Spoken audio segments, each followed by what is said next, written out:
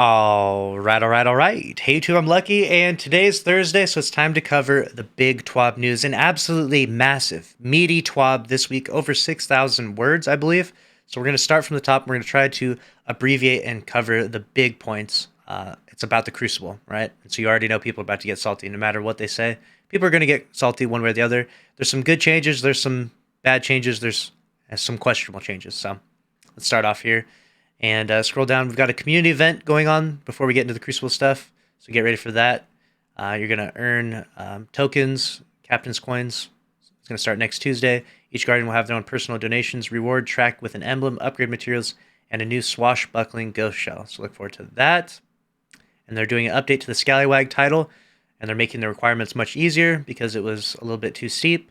And then they have a game security update, which basically means that they figured out a way to detect when people are using net limiters in PvP and ban them. So you're seeing a whole bunch of people getting banned due to that very recently. Can't name names exactly, but there's definitely been a few individuals that are prominent figures within the Destiny community that were recently banned, and net limiting features have been added to BattleEye now. So moving on to the next part, the Crucible and the future. They have a TLDR section. We'll briefly go through some of that, but they talk about their Crucible ecosystem. We're updating the Crucible playlist structure to streamline our Crucible offerings. And then they're introducing a new Crucible seal, a new title, if you're looking forward to that. In Season 19, Iron Banner gets a new mode and Legacy armor set. Spoiler, it's going to be the Taken King one, if you're looking forward to that. And then they're going to be updating with some new matchmaking modes and everything else. So it's actually quite a bit.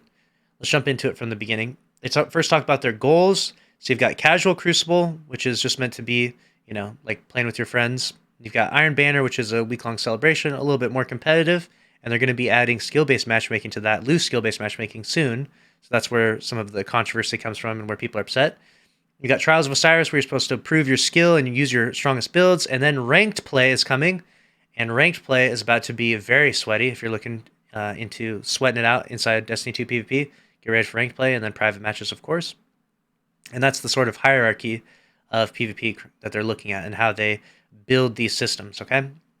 In Season 19, the Crucible screen will have the following options. Quick play 6v6, and they're going to combine both Clash and Control, and it will have the loose skill-based matchmaking. The reason why they're doing that is because that will increase the populations, and they're putting free-for-all, they're putting Rumble on a rotator, which is a little bit sad in my opinion. Don't want to see that. And they're also putting a weekly rotator, which will have Momentum, Control, Mayhem, Team Scorch, Rift, and Rumble. I mean, those will all be together. And then we have Competitive Division, Freelance 3v3. It's going to be between Survival, Rift, and Showdown. That's going to be the competitive playlist. You'll be sweating it out if you really want. It's going to use heavy skill-based matchmaking. And we'll go a little bit over the rewards that you get from that pretty soon because it's a bit of a controversial topic, but we'll see if you agree or disagree. We've got Crucible Labs.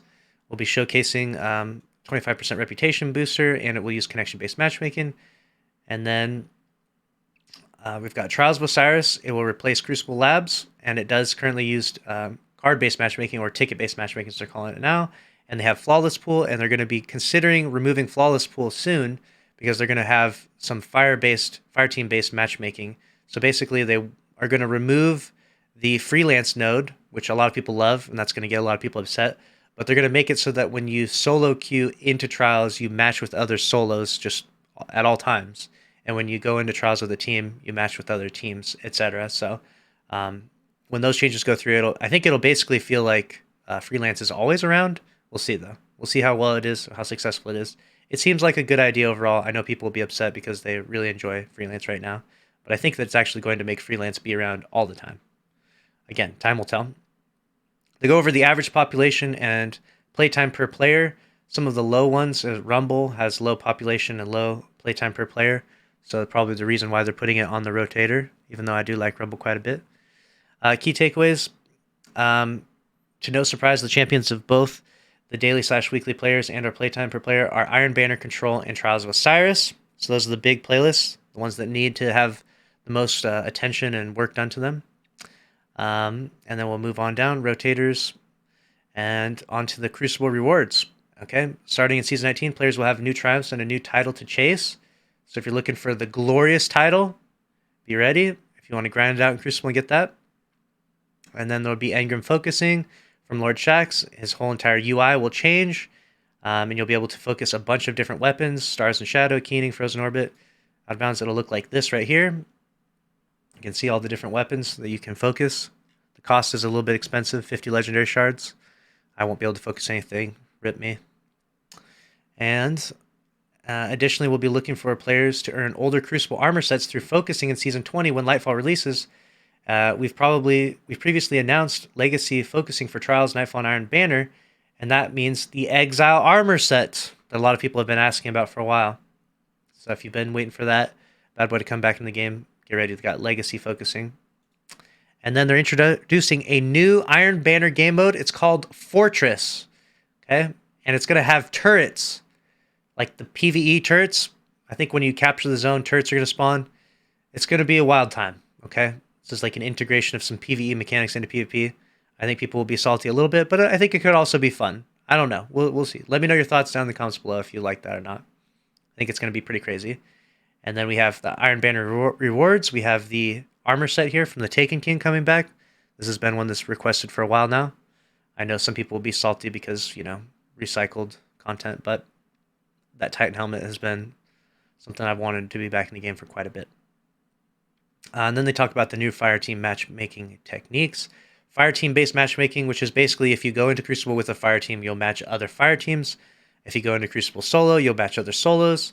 I think that that's pretty fair, and I think that we should all agree that's probably a good idea and might work out really well. Only time will tell, though. It'll take time to see how this actually implements when it's in the game. And they're trying to improve the connection on the high end. And basically what they talk about with this section right here is that they're going to loosen some of the parameters because the high-skilled players have a really small pool they play against. In fact, at one period in time, Trials Report said that there was 500 players playing in the Flawless pool during Trials, like last week or something. So it was like for a period of an hour. So it's like really it's just the tiniest amount of people are playing at the highest end. So they're looking to open the parameters a little bit.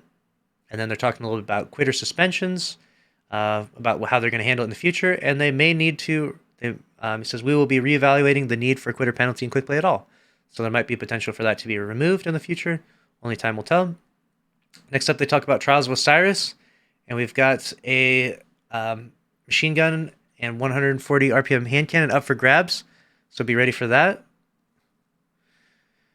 And they're going to also introduce the Fireteam-based matchmaking, which should actually help alleviate some of the issues of Trials, and could potentially help with the Flawless pool being removed.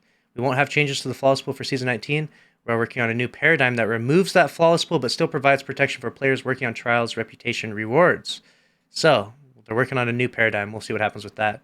For Lightfall, they're bringing back 2 maps from earlier in Destiny 2 that were sunset. I don't know which 2 those are. Hopefully, one of them is the map, what was it called? Meltdown. I like that one a lot. And then they're bringing 1 new map in Lightfall, which people are a bit upset about because it's just 1 new map.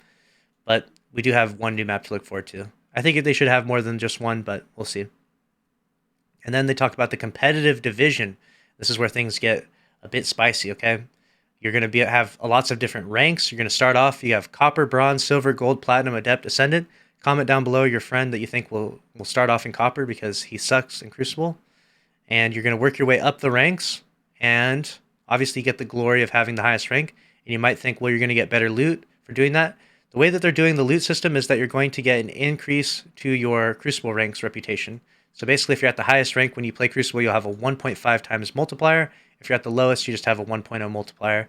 So that will allow you to get more Crucible ranks and engrams, etc. And so that's how they're doing it. So you'll want to grind to the highest rank if you want to get more Crucible rewards. If you're already a Crucible grinder, you're playing a ton of Crucible, this will benefit you.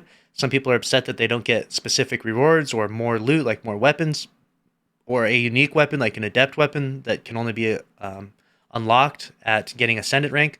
But in the past, as we saw with the Not Forgotten and stuff, it creates some issues when certain weapons are locked at the very top of the Crucible hierarchy because not everyone is that good at Crucible. And it created a lot of issues with the Not Forgotten. But that's going to be a very controversial one. A lot of people will be complaining about that one, but we'll see.